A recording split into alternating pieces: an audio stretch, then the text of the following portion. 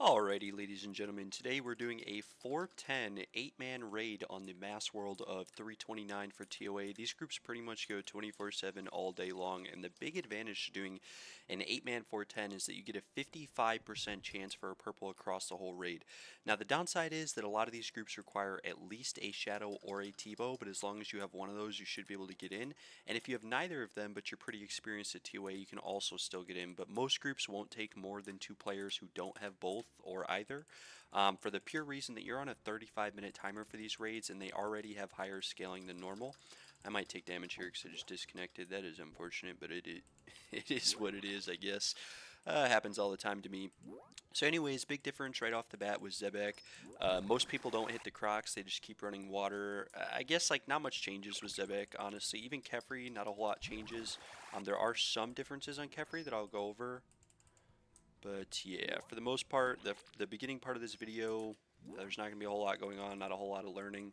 If you don't know how to do a lot of this, I probably wouldn't be doing 410s. Like if you don't know how to run these acid pools without taking damage and stuff like that, because you really don't want to waste supplies in these raids. You don't want to have to use care respect more than you absolutely need to. There is a lot of cheesing that goes on in these raids for points. So like some players will get a 10% chance per raid because they just cheese with Zebec crossbow and Voidwaker and thralls. I don't have any of that get up. I'm just going to show you guys what standard raid looks like. We'll get in here, pop the ranging pot, throw on rigor. Lagging really bad and actually missed quite a few hits here. I don't know why T-bow is a requirement because this is the only place you really use T-bow on apart from Wardens. And honestly, T-bow kind of sucks here. Not gonna lie, like maybe I'll get a decent amount of points this raid, but 99% of the time I just do nothing with T-bow, and I kind of think Shadow might be a bit better here, especially if someone has an Accursed Scepter. But I've never really tested it since I don't have max mage. I'm missing a couple pieces of ancestral. Right here we get the waves. Just make sure no acid spawns underneath you, and if it does, move so that you aren't ticking for 20 damage a second. Handle the mechanics, do the prayers. Pretty straightforward, pretty simple. Not that difficult of a boss. Make sure you're spread out from other players so that you aren't hitting more than one person with Blood Barrage. It's a bit more important on this invocation, and the reason why is because it hits harder. So if you have like 4 players stacked, it definitely hits you off like a 50. Every time a jug spawns near you, you definitely want to take care of it, so that's what we're doing right here. I actually exploded that one a bit too early. We gotta move right here so we don't get meleeed from the boss. I was just trying to get that extra hit in. And I mean, like I said, I mean, I'm at 1200 points with a T-bow. It's a 2 billion gold weapon, and I'm just hitting zeros all day with it. I do recommend bringing BGS if you have a T-bow. It just makes a huge difference. And there we go, I lagged again. If you use BGS, you get a lot more points for sure because of the defense drain. We gotta figure out a way to get away from that blood thing. Of course, the opening is back over here.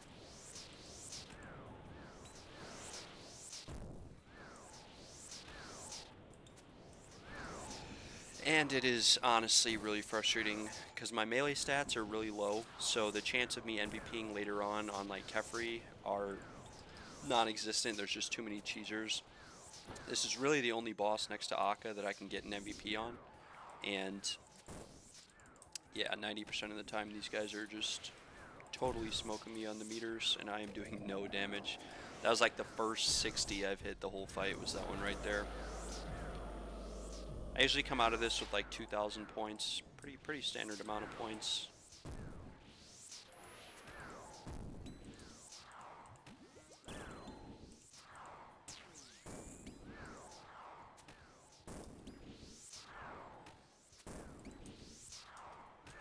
And I only took 1 sip of restore here, which is pretty good.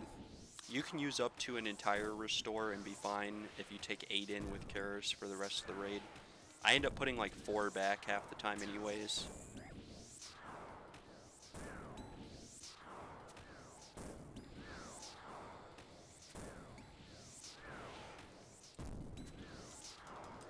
So there you go, there's Zebec down, and I only had 2,300 points, which really isn't that much considering you need like 3,100 to MVP here.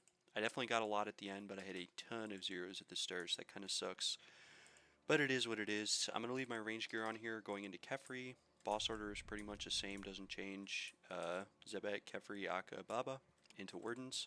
But I like to leave my range gear on here in case I have to do the pillar challenge. I don't have a 117 on, so I can't even see where they're at. We'll let this guy do this room himself. We'll step on these because we can. And there's one back there, and we'll do this pillar puzzle.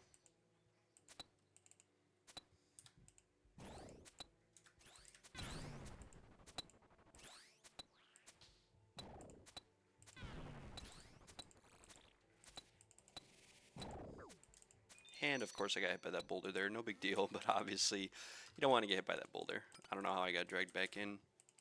Looks like that guy does not want to flip over tiles, so we'll just flip over tiles and then start the S pattern with whatever this guy starts with. So we'll do boot next, knives, W, star, line, hand, diamond. I could have shut my prayer range off. I don't know why I had it on that whole time. Not a big deal though. And I might have to Karis on this fight, so we'll pay attention for that because I took damage in that room. It happens to the best of us. Right here, the way that this knockback works on a 410 is that you have to trap the melee scarab, and it always picks the first 2 players in the group. So if you're at the top 2 players, whoever's name starts with an E and an L, they're going to get it, and then there's always a scarab swarm that spawns right there as they get knocked back. So I try to always hit that for them so that they don't have to lose even more DPS. And I'm trying to think what else. Basically the room is split 4 and 4 here. You have 4 players on the north side, 4 on the south side, and depending on which side you're on, you have different roles. So the south side basically blow pipes the scarabs, and they hit the melee hand. And sometimes they'll run over and they'll hit other stuff as well. Obviously everyone has to kill those big black balls or else you get agile scarab spawns. But right here, the 4 or 5 of us that are on this side of the room, we're going to hit this range scarab, and everyone else is going to hit scarabs and this mage or melee guy so that he doesn't heal Kefri. Looks like everybody actually got on this, not a big deal. We'll kill this boy now while those other guys are taking care of everything else. Gonna drink our anti-poison before we forget. Looks like no one's really hitting this. This isn't normal. This guy actually makes the fight take a lot longer to kill. If you don't kill that, we'll get off of him though, just because no one else is on him. Now right here, same idea. You have 4 players are going to hit the range scarab and 4 are going to hit the mage scarab. Now as soon as the range or the mage scarab jumps over to this side of the room, we're going to move to the mage scarab, and then it'll jump back over there and then back over here. And so you're basically just playing ping pong with the mage scarab. And that's about all there is to this fight. Just dodge the stuff on the ground, kill this mage scarab, kill this range one. Make sure my prayer's back up, dodge this. I'm going to have to Karis here, or at least, I don't have to, but I'm going to do it to be safe because I have those little mini disconnects, and that would just really suck to die to. So we'll Karis, just to be safe. Now we have both melees up, which means that Kefri is just going to heal a lot here. We're going to get more points, but this is going to take a lot longer than normal. It's just the way this fight goes. Actually, I'm going to switch to mage gear and hit them. So I really don't feel like doing this forever. I'm also going to get more points doing this because I hit higher with mage. At least I think.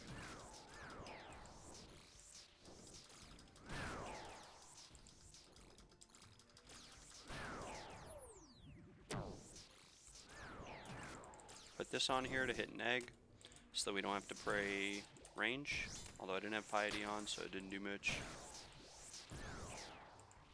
And I mean, you can see we're just not really damaging Kefri, and this is what happens when the soldier scarabs stay alive and everybody tries to DPS and go for points instead of killing them, which is really unfortunate. Also, I should have ran back further than I was there. I just trapped that guy. That was my fault. But he's maging anyways. I mean, we're kind of on the same page here.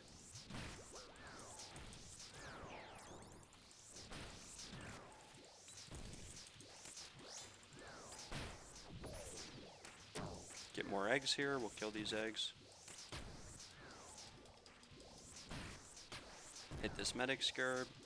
Dodge that black ball. Always got to watch out for thralls too, because they'll hide if there's a shadow on the ground. And then we want to start working our way into getting into position for this knockback here. And wow, there's just a lot of medic scarabs coming through right now with the healing. We're going to get knocked back in. We probably want to be on this diagonal here though. And I just totally trapped them. I didn't trap them. Also, I missed that medic scarab, no big deal.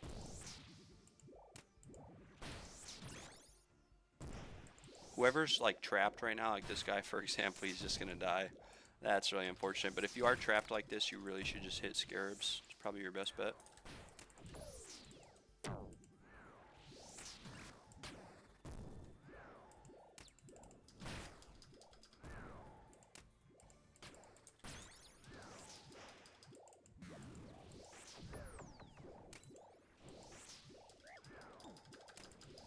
I'm getting kind of powdered. Hopefully we kill it here before that guy dies over there, and he lived.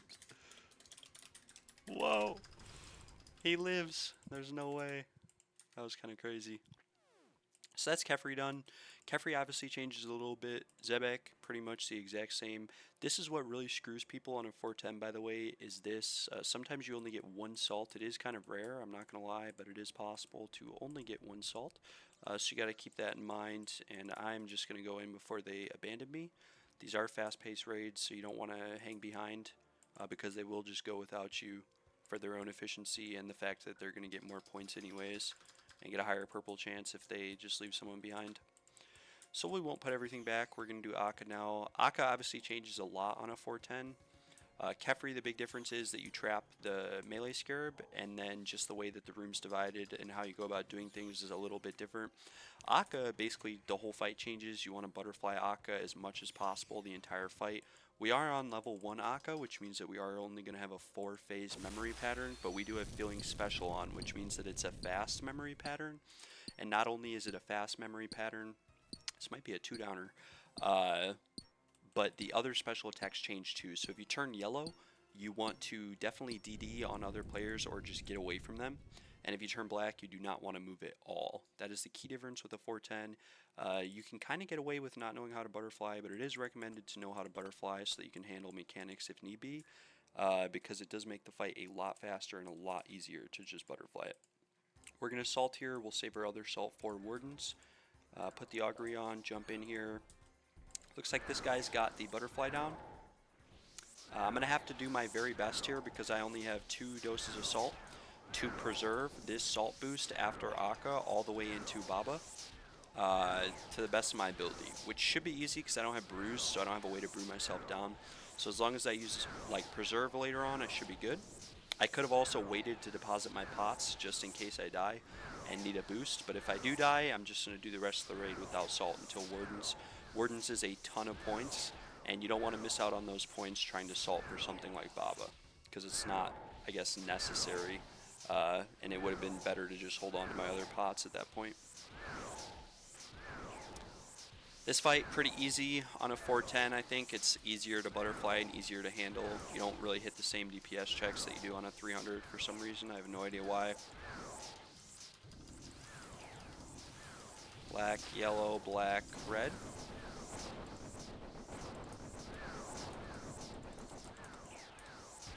One of the big things on these raids are that it almost always happens where Akkha basically changes shadow position. Oh, that guy just messed up.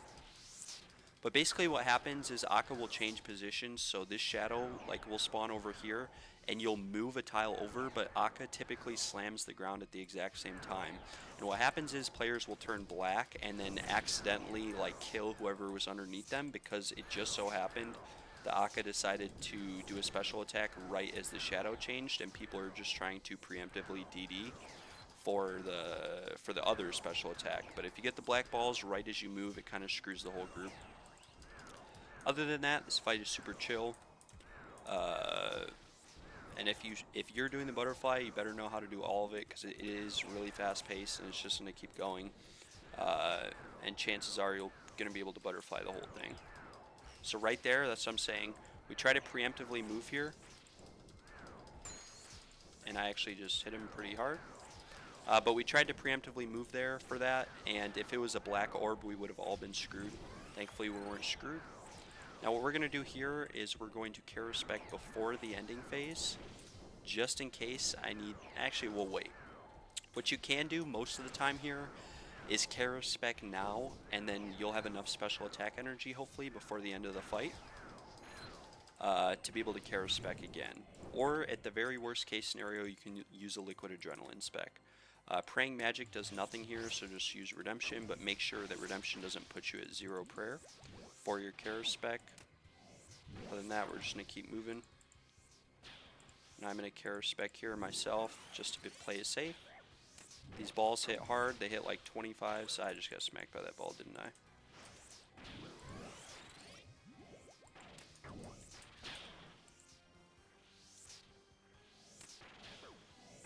If I get hit by another one, my redemption will proc, because they max at 25. I had 27 HP. So I wasn't too worried there, but always better to be safe rather than sorry. Next boss, we have Baba, and you'll notice that these are pretty fast paced. Like I'm at 15 minutes and we're already on Baba. Typically in a 300, like they do not go this fast. We still have 4 minutes on Salt, which is enough to make it all the way through this puzzle room and start Baba, and then we'll just use Preserve since I have like 5 restores left. And hopefully nothing goes wrong in this room itself, and we should be good. Nothing changes in this room, and not a whole lot changes on Baba other than the fact that he has higher defense and he hits a lot harder. So it is really recommended to Red X Baba, or at least know how to, because you're going to save yourself a ton of damage and potential deaths. And the way that I look at it, like pretty much one player is almost always going to plank on these like 410 raids. It just almost always happens. So as long as you're the player who doesn't die, it really doesn't matter if you don't have too many points. And if you're not MVPing, because a lot of the players who do MVP die at one point or another, and you know, it's just a lot more points, a lot more purples if you just don't die. I really honestly don't think gear matters at all. Like I said, BC.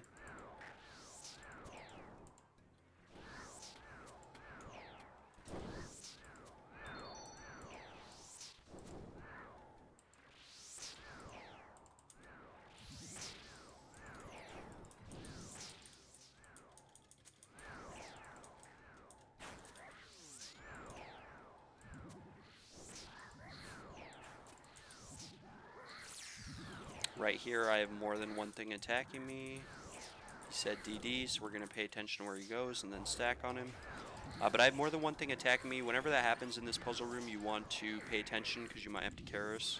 Like right here, it probably wouldn't be a bad idea to Karis. It also guarantees that Baba won't attack me if I'm full health going into the Baba room. So if you're not comfortable Red Xing and you don't really know what you're doing, you should always be above full health, because then Baba will never target you, which means that you'll never be able to plank the whole raid. He set vents. Still not on the last wave. This one's actually taking kind of a while, I'm not gonna lie.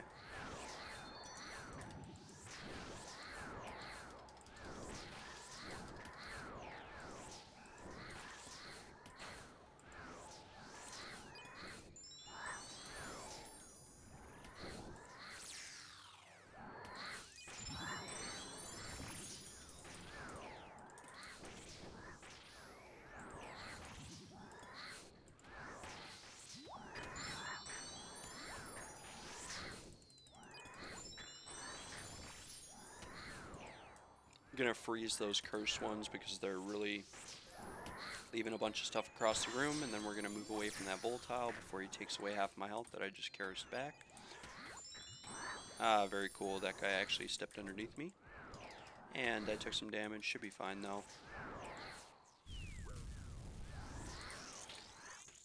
Blood Blitz there to get a little bit of health back, not much, but a little. Then we'll make sure that we're good on supplies here. I might take venom damage. Yeah, it's kind of unavoidable, is what it is. We did lose a player there, and that's what I'm talking about. Pretty much no matter what, someone's going to die at one point or another just from a mistake, because everything hits so hard that, I mean, it's just like inevitable. Still have a minute left on Salt, so I should be good. Wardens generally takes 8 minutes or less.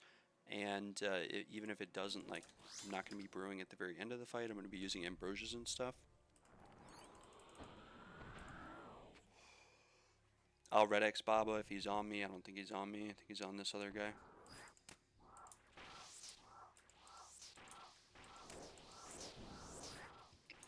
If you know how to at least start a Red X, you can do that and be kind of useful. It's a lot easier to start a Red X at the beginning of the fight than it is later on, because there's just a lot of factors that go into it. Keep hitting this guy, smacking him down. Still have 24 seconds left on Salt. Don't need to pray melee here. Just let this guy red X handle Baba. If he messes the red X up or something like that, that's something. Oh, the big difference with Baba is that Mind the Gap and Boulder Dash are on. So I do recommend bringing Blowpipe. Don't bring T-Bow only because it only hits like 10s. I just do it because why not? Makes these guys laugh because they see my rune arrows on the ground. It is harder to boulder skip with Boulder Dash, but it is possible. It's like right here, you're going to see those guys are going to skip, and we're right here, and there's enough of us left behind to clear up this boulder without worrying about getting hit here and potentially planking. Now what we don't want to happen is to be like that guy and get hit by that boulder and fall back into the crevice and die to Mind the Gap. So now the fight gets a little bit scary because we're probably going to get another boulder, and we have 2 of these boulders here that only have 1 hit left on them. We also have monkeys out. It does look like that other guy didn't die, so we did lose 1 person. That's 2 deaths, and basically I might have reduced points here compared to everyone else because I haven't MVP'd or anything like that. But keep in mind that 2 players who could have potentially MVP'd already have died and lost their points that they would have gotten from MVPing anyways.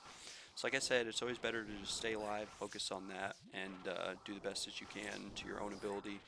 Baba's going to jump here again in a second. And because we have a player dead, we have to make sure we actually hit the boulders here and not just plank the whole raid. And it probably wouldn't be a bad idea to care spec either. We just lost another member.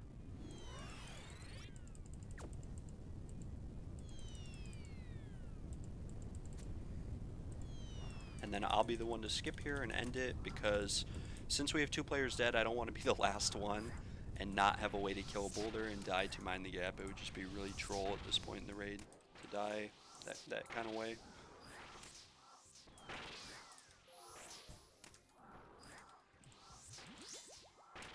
And it looks like that one guy actually did die. So right here, we'll just run to a sarcophagus. We'll take half damage from the boulder.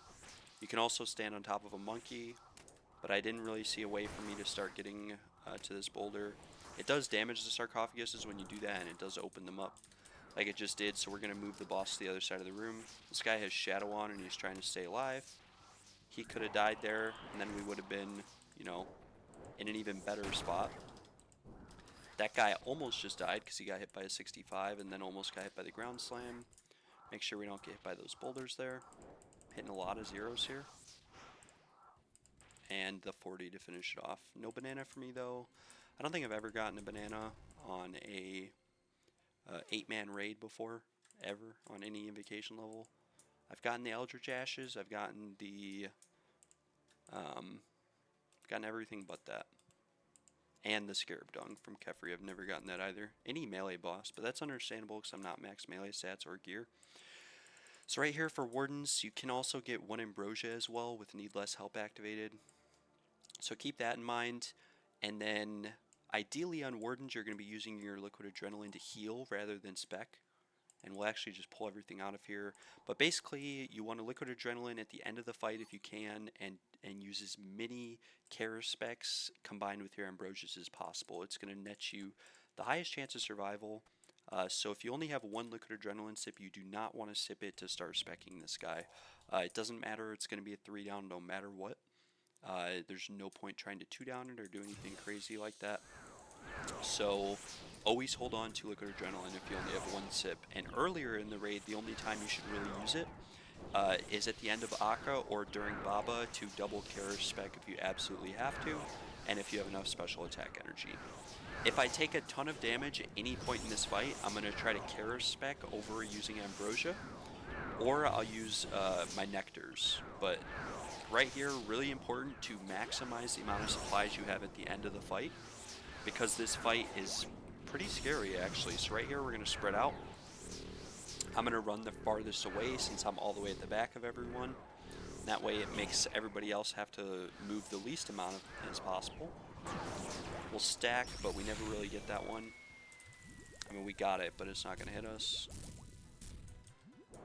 Always make sure you're at full health and overhealed. Any combination of stuff here can kill you.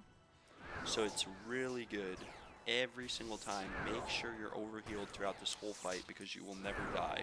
It's not worth trying to get more damage in and dying as a result. I almost didn't see that one there. I almost didn't see both of those, and that could have been detrimental. So right here, we will Liquid Adrenaline.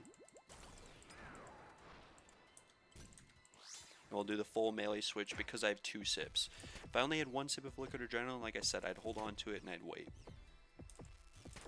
We can hit this 5 times. Wow, I do not have something on. Oh, I'm just brewed down that bad. I forgot. I never resalted. So don't forget to resalt if you only had 1 salt and you're trying to prolong the one for Baba. That's something else. Now right here, like I said, every time we drop below full health, we're just going to brew and put ourselves back above full health. Because it's not going to affect our damage too much, but it will affect our survivability a lot. Especially if you're a player like me and you struggle with a lot of lag spikes and disconnects. This is how I've pretty much found out to stay alive through anything and everything. Even a disconnect on Insanity with boulders falling at the end of Wardens. So right here, he's going to fall over. Get over here.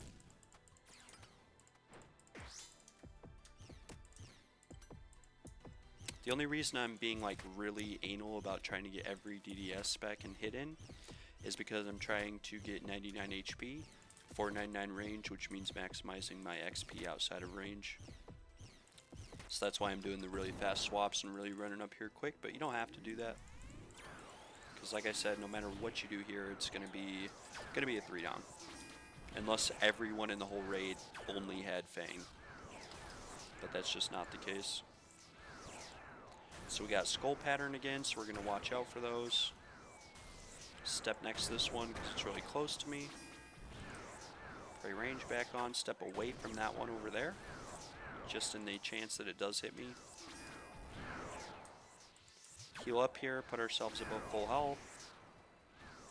Heal up again, pop the restore. Do a partial melee switch.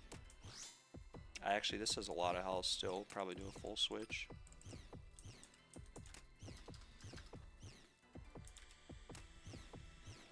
And I still have Liquid Adrenaline going too, so like technically I can sit here and DDS spec. This might be a 4 downer, not gonna lie, it's taking a while. That was really close.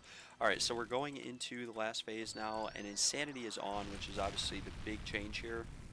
But as long as you have plenty of supplies, you'll be fine. Insanity always picks up where it left off at, so you're going to start on the right side, and then just count where it's going. So left, right, middle, left, right, middle, left, right, middle, left, right, middle, left, right, middle, left, right, middle, left, right, middle, left, right. So his last hit was on the right, which means his next hit is going to be in the middle, which means that the middle is safe. So we can like position ourselves there, make sure you kill skulls and actually attack them, because you can die in a 410. If you miss them, it hits for about 80 damage if you don't kill all the skulls. It's not as deadly as on like a 300 solo where it just instantly kills you. But it does, yeah, I don't know why it does less damage. It should just instantly kill everyone, but it doesn't. Probably because they knew that people would occasionally miss. So left, right, middle, left, right, middle. And his last hit was in the middle, which means his next one's going to be on the left, which makes the right side safe. And you'll notice we do have 2 players dead. That's actually not very preferable. But you will notice that on these raids, a lot of players call out where it is. So like that guy for the first one said M for middle. If you know where it's at, you should type it out and let people know. Obviously, I'm not, since I'm recording a video. And I'm trying to think what else is big on this fight. Other than that, I mean, that's about it. Just making sure you stay in sync.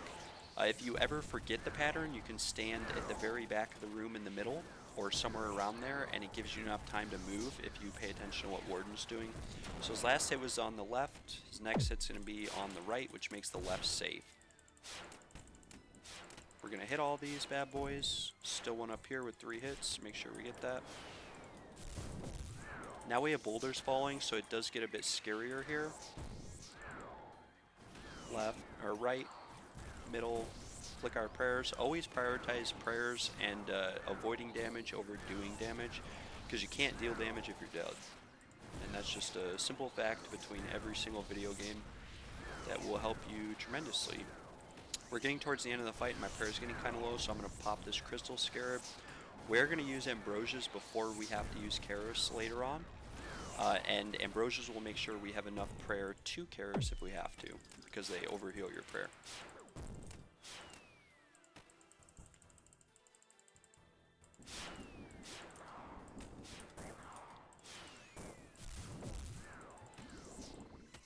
I wasn't paying attention and I lost track of it, so we're going to stand at the back of the room. It's right, middle, left. Right, middle, left. We'll make sure we're overhealed going into this last part, because the falling boulders do hit for like 50, plus an off prayer hit, plus a like shadow on the ground will pretty much instantly kill you. And this is going to be a pretty long end of the fight, because we have a bunch dead. It's really hectic, so you always want to be moving here, paying attention to where other players are at, and just not stepping on the tiles they're on, and avoiding the black spots. If you have to step on a black spot, it is much preferred over getting hit by a boulder. And if you click them when they're really dark like that, you won't get hit by them. Unfortunately, I still got hit by that one. We're going to Ambrosia because we got really low health. And like I said, I just went from like 120 to 10 HP in a matter of seconds. So I'm just not praying right here. Pop another Ambrosia. Still have 2 sips left, and that's what I said. If you step when it's turning dark, you'll be fine most of the time. Ambrosia again, just to be safe. Ambrosia again. And now we have to basically look at Adrenaline and Care Spec, so I'm not going to really do anything. I'll let them finish it off. And I'm just going to Care Spec, and that way I'm pretty much always safe here. And we managed to live because of that Care Spec. If I didn't do that, I probably would have died. But that's basically how you get through these raids. If you run out of Ambrosia, pop the look at Adrenaline, make sure your prayer's full, and just start spamming Care Specs, and the boss will eventually die. So we turn Redemption on. We always send a push-up. It's kind of unfortunate when you can't face this way. And we watch as it's either someone else's purple or a white or none of the above. And it turns out it was white light. My key is right here. I had 16.5k points, which isn't terrible. I didn't even claim my loot. That's 3 whites in a row too from these. Usually I see a purple every single raid. So I didn't do the most damage. I didn't do the least either. It looks like I did the least there, but I guarantee you someone did less than that. We'll claim our loot so I don't have to double claim it. Put it in the bank. And yeah, that's basically, it's a 410 8-man raid. Individually, I had a 7% chance for a purple. And as a group, we had a 55% chance. So I mean, I'll preach you left and right. These are the best ways to get purples, especially on an Iron Man. Just go into these groups. If you can't dolo, if you can't solo a 500 or a 540 or whatever else, just do these raids. They're really fast. They're really easy. They really aren't that stressful. And they're, I mean, like I said, it's free purples, free money. With that being said, excuse me. I hope you guys enjoyed watching. Have a good rest of your day.